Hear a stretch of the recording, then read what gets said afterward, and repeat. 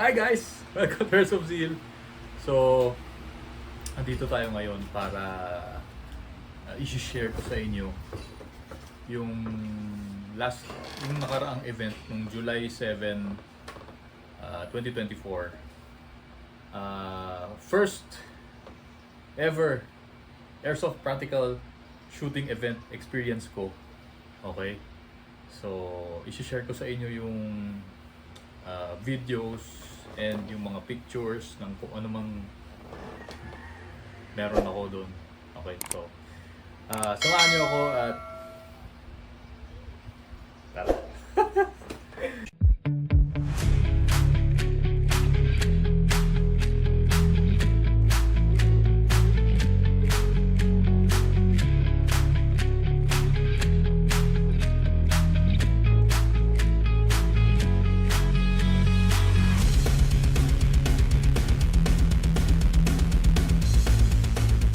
Nandito tayo ngayon para i-share sa inyo yung nakarang Airsoft Practical Shooting experience ko. First ever Airsoft Practical Shooting experience ko. Okay? Held by San Pablo City Airsoft Practical Shooting Team, I believe. Okay? Ito ay Shoot for a Cause. Okay? So, ang isang member ng kanilang team ay under medical treatment. So 75% of the proceeds ng event na to will go directly towards kay Sir Jake. Okay, so Sir Jake, kung napapanood mo tong video ko, masaya kami na hindi lang kami nag-enjoy at syempre nakatulong pa kami sa iyo. Okay? So, get well soon Sir Jake. And itong event na to ay nung July 7, 2024 dito sa PAGCOR Multipurpose Evacuation Center dyan sa may San Gregorio, San Pablo City. Okay? So, ayun, shoot for a cause siya. Tapos ito ay 5 course of fire.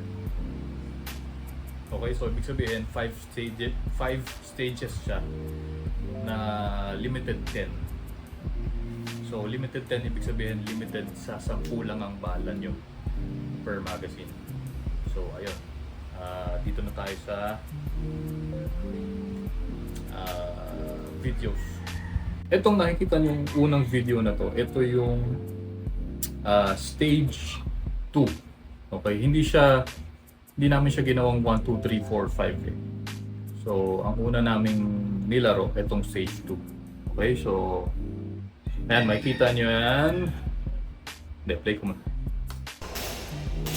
Ayan.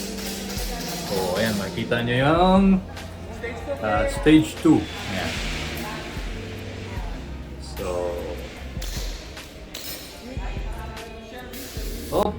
kita niyo yung baril ko, sumingaw yung gas. Okay, so ayun, sumingaw yung gas.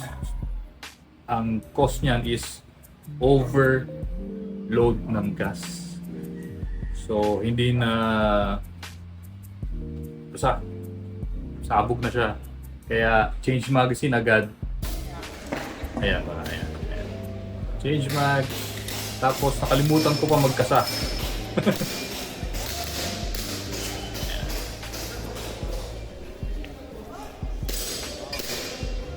Change mag win. Narinig nyo ba yung... Marinig ba nila? Narinig nyo ba yung nagsalita? Sabi, change mag mix. Okay? Si Sir MC yun. Okay, siya ang nagtuturo sa atin, siya ang coach natin dito sa Airsoft Practical Shooting na ginagawa natin. So, shoutout Sir Ems ng MTAC. Okay?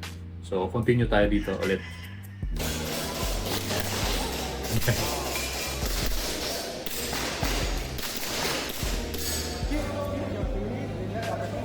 Okay. So, nakita nyo ni stage 2. medyo mahirap yun eh. Kasi may mga, parang ang tawag nila doon, no shoot. Okay? So, sunod tayo sa next video. Ayan. So, ito yung susunod na stage. Gaya ng sabi ko, hindi siya 1, 2, 3, 4, 5. So, itong stage na to, ito yung stage 3. Tapos may kita nyo ako dyan, parang pabalik na ako dito sa may starting point. Nire-review ko pa rin eh, kasi syempre first time ko eh. So, talagang kinakabahan ako. And syempre, dapat nire-review ko maigi yung course. Kaya ayan, makita nyo parang tinitignan ko maigi. Ayan. Binibilang ko pa. Ayan, yan.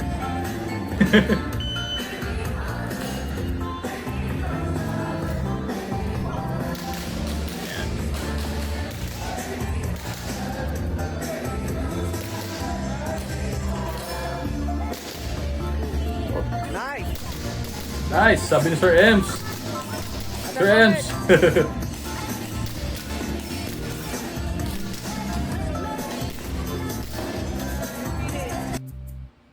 Okay, so itong stage na to pala, kung mapapansin nyo, hindi ko hawak agad yung baril natin, di ba? So, andun siya sa malayong, andun siya sa malayo. So, ano siya eh, condition 3. Ibig sabihin ng condition 3, wala sa'yo yung unit mo, at the same time, hindi rin naka-load ang magazine and hindi pa nakakasa. So, yun yun. May ano eh, condition 1, ibig sabihin,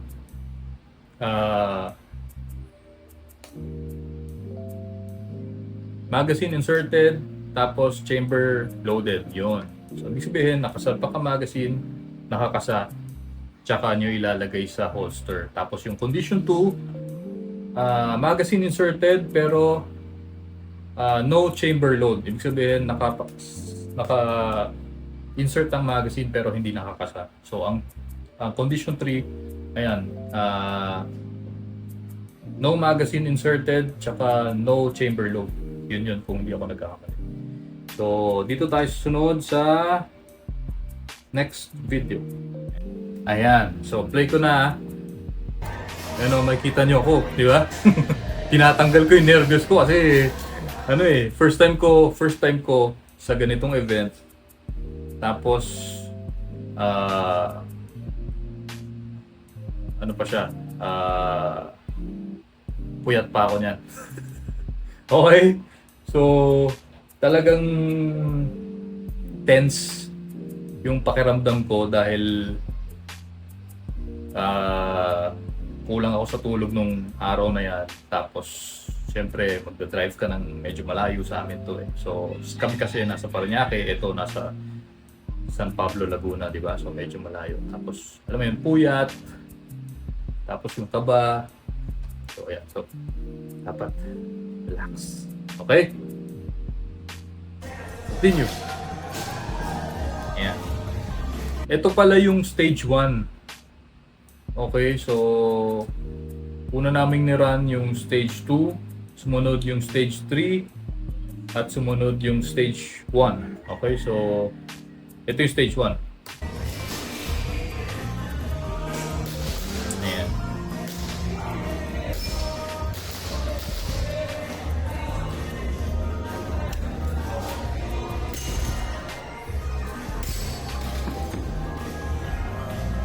Nice!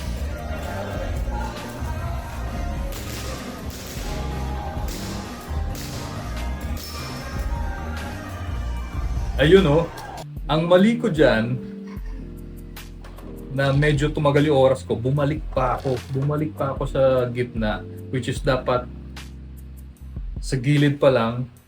Kung masisilip ko na, pwede ko na siyang putukan. So, ayun. Pero yun nga, syempre, practice makes progress.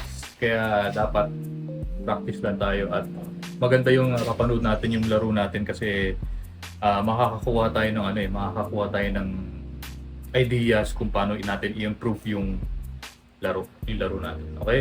Ayan. Unload and show clip! Unload and show clear. Tapos, sumunod na stage namin yung stage 4 eh. Kaso, wala akong video. Pero meron akong picture. Busy kasi yung mga kasama ko lahat eh. Busy sila lahat. So, sakto tinawag yung pangalan ko. Kaya, hindi ko na siya na-videohan.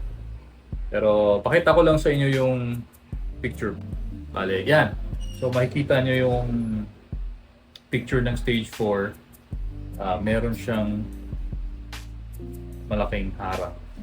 Which is dapat mag-lean kayo left, right, tapos yun, may Texas star siya, di ba yung 5. Texas star na malaki. Sunod na video natin, ito yung stage 5.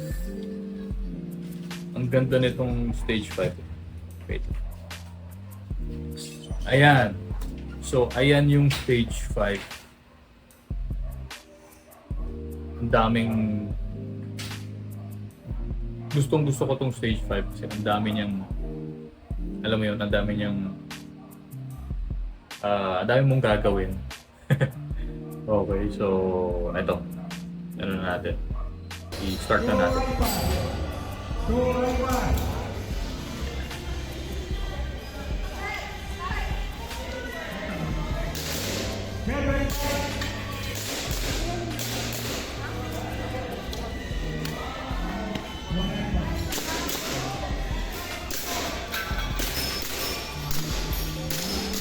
Oh!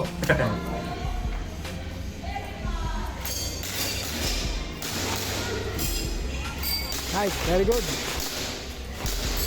Nice one, nice one.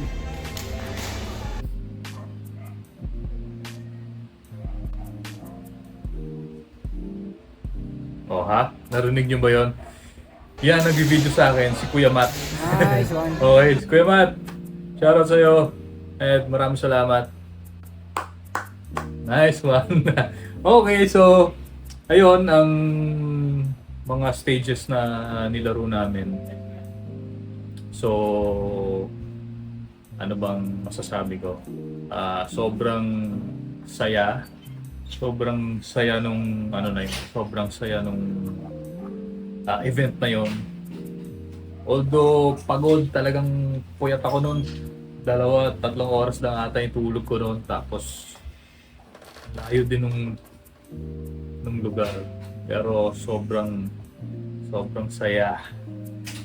At yung mga tao, grabe din sila. Alam mo yun, kahit di mo kilala, ngingitaan ka pag sulubong mo, ngingitaan ka.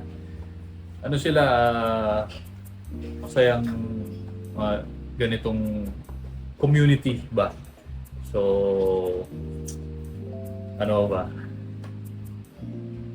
Again, para kay Sir Jake Garcia ng San Pablo City Airsoft Practical Shooting, SP Caps, get well soon at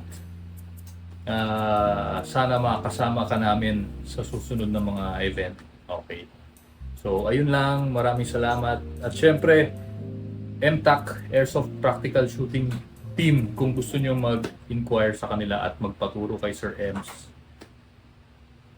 Grabe, kung makikita nyo naman yung mga na-post namin na videos, yung mga practice namin with Sir Ems. Hindi lang lahat yon. Siyempre, hindi ko makuha na lahat ng ng kung anong ginagawa namin. Pero grabe yung training namin. Kaya ayun, sobrang happy.